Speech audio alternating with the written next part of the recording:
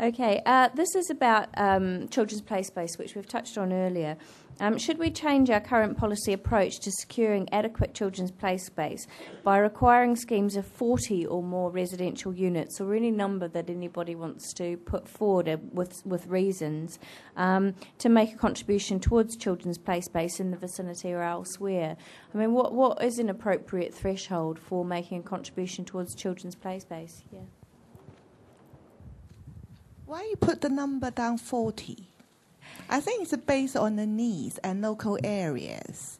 Then we should encourage those, have a facility to open up to share with local residents, like Soho area. Thank you.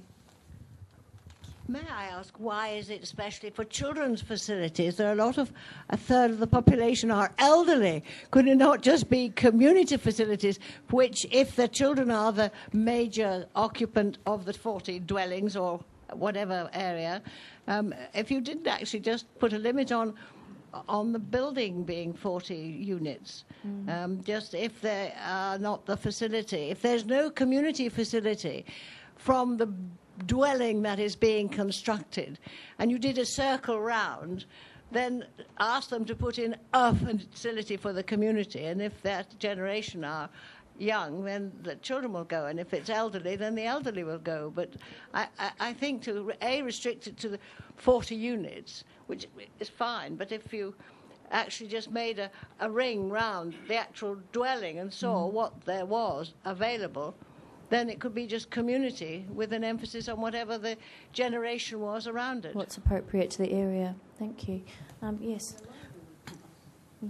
Okay, can I just say, obviously I support that we have more play spaces everywhere. I think every child should have the right to a play space, within walking distance.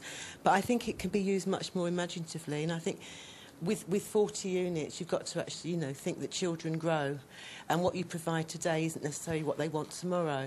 So actually looking at where the units are and what facilities are around, i.e. parks and things like that, it may be more appropriate to build a new playground in a park that can actually house those children rather than on the estate.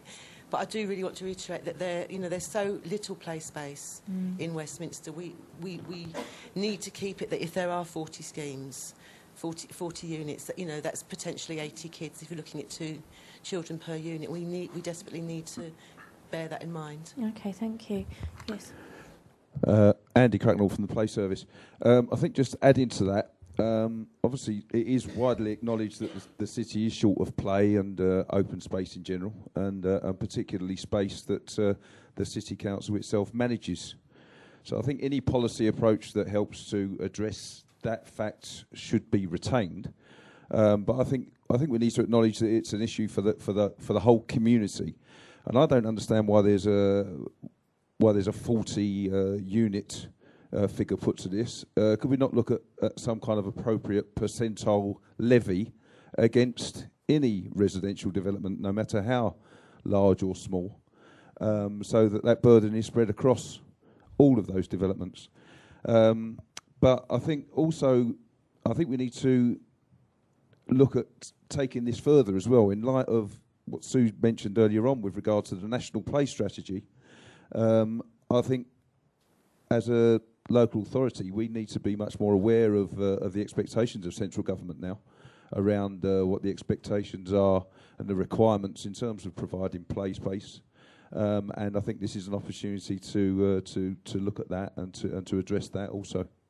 Okay, thank you very much.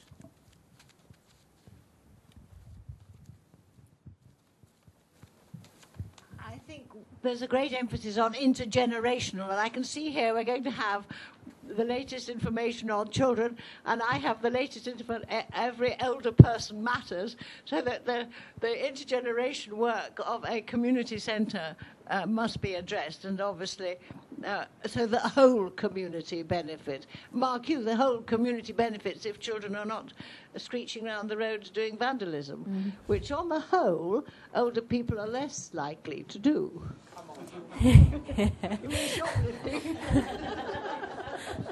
Can I ask, the management for the park or the garden, churchyard garden, is by the city council or by the individual organization. The reason why I'm asking, because we have a group of elderly every Monday playing Tai Chi in St. Anne Church Gardens. But however, there's so much restrictions for them. They cannot stand on the grass or sit down on the grass, and they only can stand on the pavements. So now the elderly are reluctant to go because sometimes they require to sit down on the grass to do some stretch. So I just say, so what can we do? Okay, thank you. Yeah. In terms of St. Anne's, we run that site, and obviously there is a strong Soho community using it, including Tai Chi. It is a very small space. Obviously, intensive use will wreck the grass in due course. We try to balance the school goes there daily as well. So whilst there is restrictions, it shouldn't be, as you described, restrictions that stop you using the facilities. But clearly, I will certainly have a look at that for you. Yeah. Thank you. Yes. Hi. If there is a fund created through this kind of levy on developments towards play spaces or community facilities generally, can I echo earlier comments for question 9 to emphasise that there needs to be funding not just for providing those facilities initially, but for the upkeep and for the staffing, because often parents have made the point to us that they don't feel safe in a particular play space because of it feeling run down or used by people they feel uncomfortable with, and that if there is a play warden or a park keeper, old-fashioned sort of approach, then that they would be more likely to keep those facilities in use. Okay, thank you. This is not a planning point, but I'm getting a little bit concerned, and I just wanted to say that a group of young people either on a street corner or walking down it is not necessarily a gang. Thank you. Just in terms of the threshold, is there existing threshold in the UDP for family housing? Is that 25 units?